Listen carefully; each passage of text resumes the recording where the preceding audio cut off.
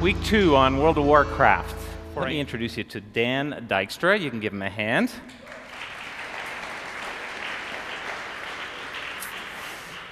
And Dan is, in the world of Warcraft, a bit of an expert.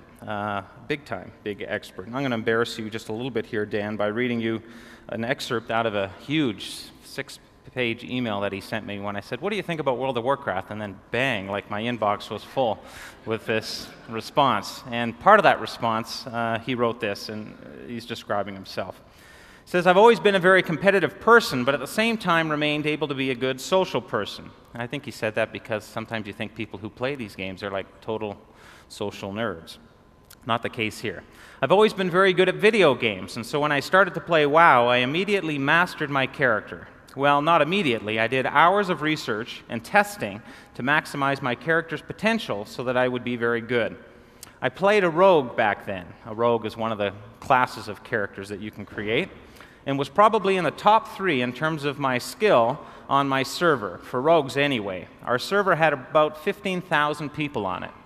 So he was a player.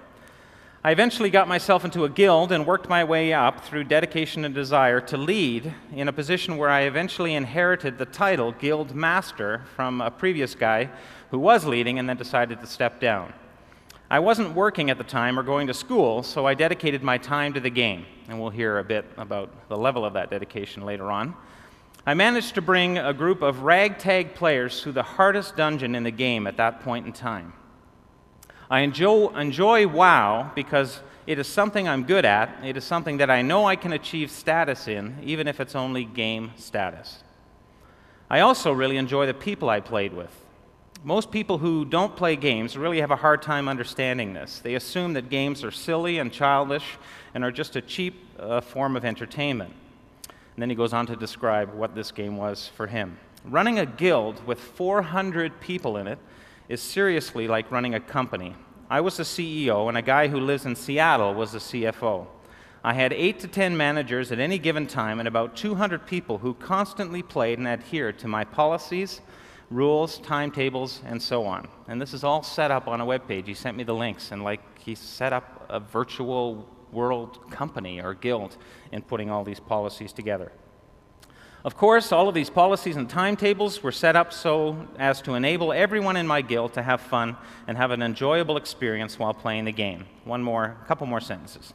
"People think that video games and gamers are just geeks. And to be truthful, some of them are, and they would fall into that category.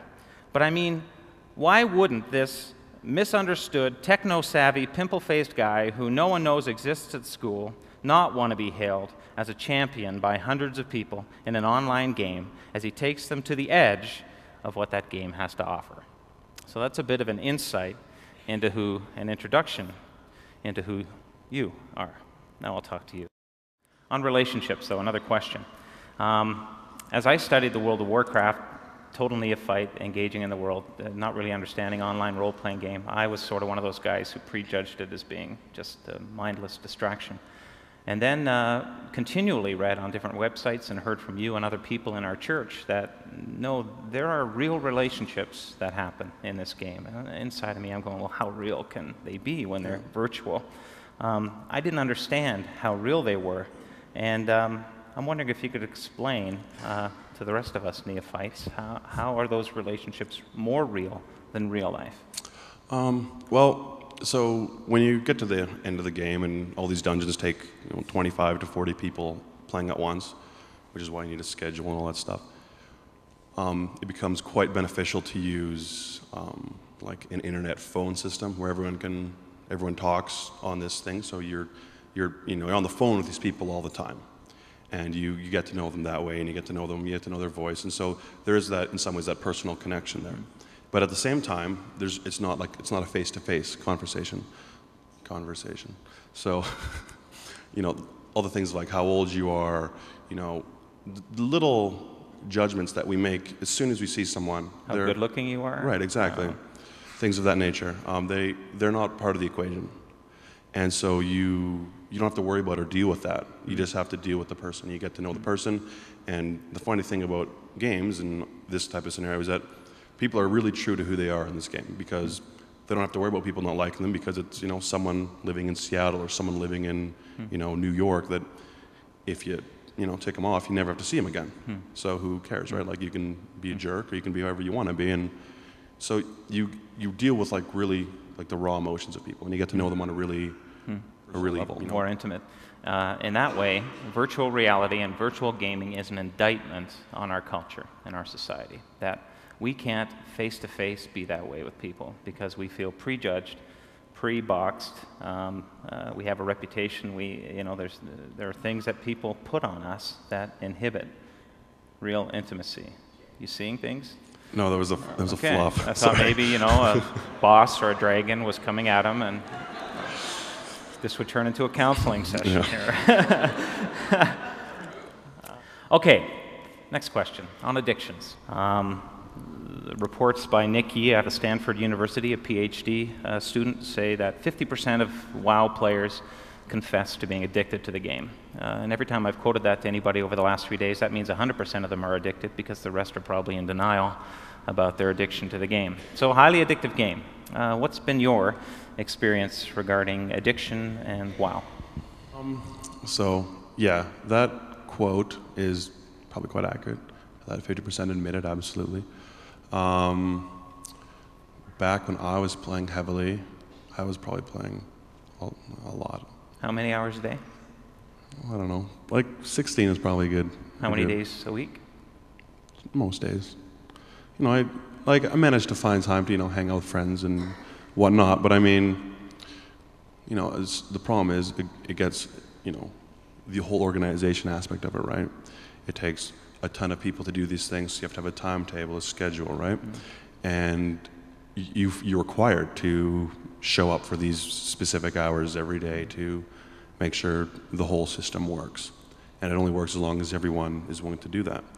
And then you want to do better and better, so you start dedicating more and more time to it. Did you think you could stop any time? Absolutely. Oh yeah, that's the classic denial of I can Psych stop student whenever I want. at school, 3rd year, so he knows the lingo. The same thing in this game. You can apparently I've heard you can play casually, but he says to me yesterday, he says, "Yeah, I try to play casually now, but then I'm just like this little peon with somebody else leading the raids, and yeah, exactly. It doesn't have the same." So I quit a while back. It was actually kind of embarrassing. I'll share the story just for the sake of sharing. But so I'm hanging out with my friends by a campfire one night, and we're just hanging out. And then my good friend comes up and he says, "Hey Dan, I wanted to talk to you about something." And I was like, "Okay, well, what's up, man?" And he's like, "I just wanted to let you know that me and like a bunch of your other friends we're all pooling money together to like offer you $1,000 to quit this game because we think it's really bad for you, and we want you to hang out more." So that was kind of a bit of a wake-up call for me that I'm like, maybe this is taking up more time than it should, and maybe it's like affecting me in areas of my life that I don't really want to. I don't want it to affect in terms of like my friends and relationships. Yeah. So that was hard to take. No one really likes to be told that you have a serious problem and all your friends are talking about it and worried behind about your back you. And yeah, but so that was the darkest point of my game career.